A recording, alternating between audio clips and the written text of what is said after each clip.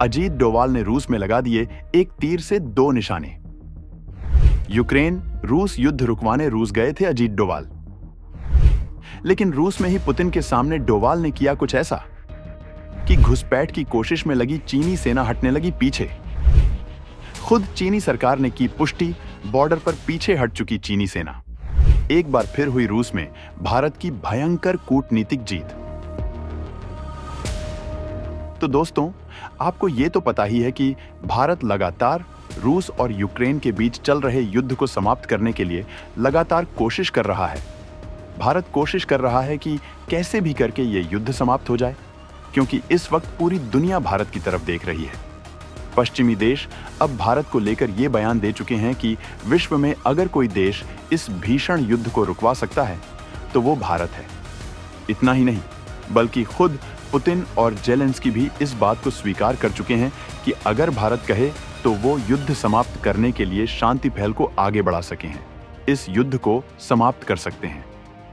दुनिया हैरान है ये जानकर कि रूस और भारत की दोस्ती कितनी अडिग है। इसी पहल को आगे बढ़ाने के लिए भारत ने अपने जेम्स बॉन्ड अजीत डोवाल को रूस भेजा हुआ है, जहां वो लगातार रूस यूक्रेन के बीच नेगोशिएशन कर रहे हैं। वो लगातार रूस और यूक्रेन के अधिकारियों के संपर्क में है। पूरी दुनिया को यही लग रहा था कि पीएम मोदी ने अजीत डोवाल के जरिए इस युद्ध को रुकवाने का ही एकमात्र प्रयास किया है, लेकिन दुनिया इस बात से अनजान थी कि भारत एक ही तीर से दो निशाने लगाने वाला है। जी हां, भारत ने रूस में चीन का भी ताबीज बना दिया है और चीन का कुछ ऐसा इलाज किया है कि चीनी सेना को बॉर्डर पर अपने कदम पीछे खींचने पड़े हैं। जी हां, लद्दाख और अरुणाचल प्रदेश की सीमा में घुसपैठ का सपना देख रही चीनी सेना पीछे हट चुकी है और इसकी पुष्टि चीनी सरकार की तरफ से की गई है। तो सवाल है कि आखिर भारत ने रूस में जाकर ऐसा क्या किया, चीन को सीमा से पीछे हटना पड़ा। अजीत डोवाल ने पुतिन के सामने चीन को लेकर ऐसा क्या कहा कि भारत रूस की बात चीन को माननी ही पड़ी, और चीनी सेना कितनी पीछे हट चुकी है। इन सारे सवालों के जवाब हम आपको इस वीडियो में देने वाले हैं, तो वीडियो के आखिर तक बने रहिएगा। भारत के एक कूटनीतिक प्रहार से बेहाल हुआ चीन। चीनी सेना को सीमा से वापस खींचने पड़े अपने पैर। दोस्तों, ये तो आप जानते ही हैं कि इस वक्त भारत के एनएसए अजीत डोवाल रूस में है, जहां उन्होंने यूक्रेन को लेकर राष्ट्रपति पुतिन से बात की है। इस दौरान रूस और भारत की दोस्ती देखने को मिली है, जहां पर राष्ट्रपति पुतिन ने भारत को लेकर जोरदार तारीफ की है। पुतिन की बातों से ऐसा लग रहा है कि पुतिन भारत की बातों को मानने के लिए तैयार हैं। अजीत डोवाल और राष्ट्रपति पुतिन की ये मुलाकात कोई आम मुलाकात नहीं थी, बल्कि पुतिन और डोभाल की अकेले मीटिंग हुई, जिसमें दोनों एक मेज पर साथ दिखे। हाल ही में पीएम मोदी की यूक्रेन यात्रा से जुड़ा संदेश भी डोभाल ने पुतिन को दिया है। यह दिखाता है कि भारत नहीं चाहता कि पीएम मोदी की यात्रा का किसी भी तरह का कोई और अर्थ रूस की ओर से निकाला जाए।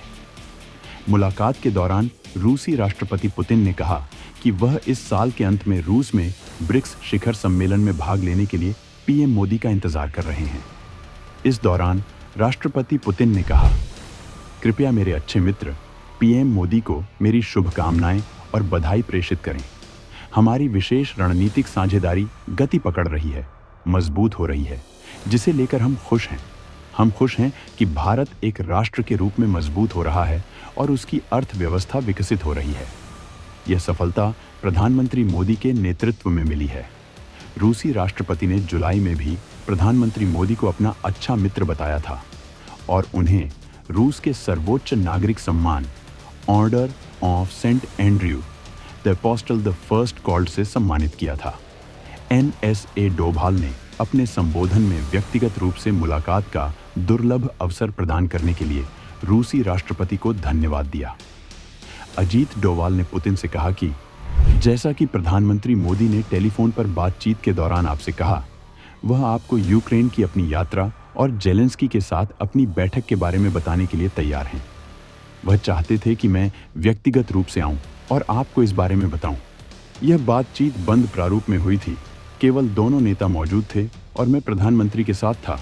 मैं इस बातचीत का साक्षी हूं। इस दौरान उन्होंने भारतीय पीएम के साथ द्विपक्षीय शिखर सम्मेलन आयोजित करने का भी प्रस्ताव रखा। राष्ट्रपति पुतिन ने डोभाल के साथ मुलाकात के दौरान पीएम मोदी से बातचीत की इच्छा जताई। इसी दौरान दोस्तों एक और काम हुआ और वो हुआ भारत और चीन को लेकर।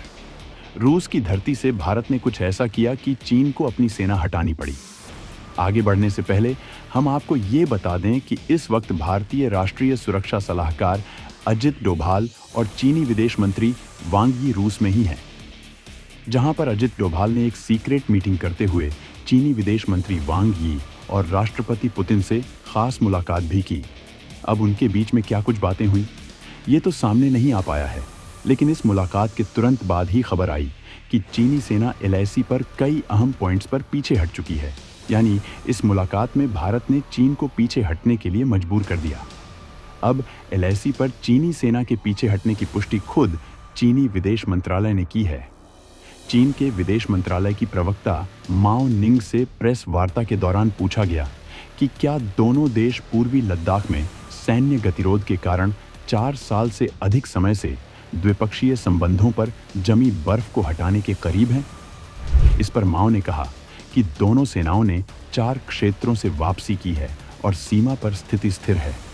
उन्होंने कहा कि हाल के वर्षों में दोनों देशों की अग्रिम मोर्चे पर तैनात सेनाओं ने चीन भारत सीमा के पश्चिमी क्षेत्र में 4 बिंदुओं से पीछे हटने का काम पूरा कर लिया है, जिसमें गलवान घाटी भी शामिल है।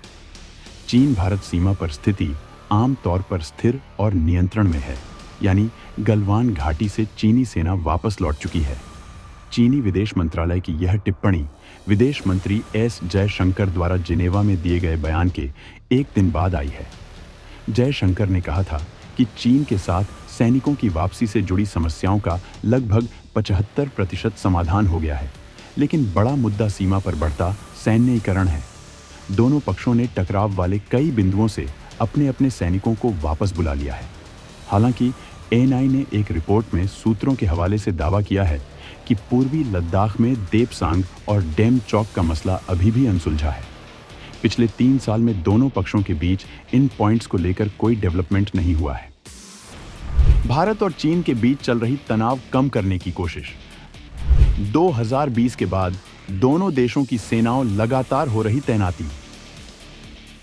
भारतीय और चीनी सेनाओं के बीच मई 2020 से टकराव चल रहा है। दोनों देशों के बीच सीमा विवाद का अभी तक कोई नतीजा नहीं निकला है।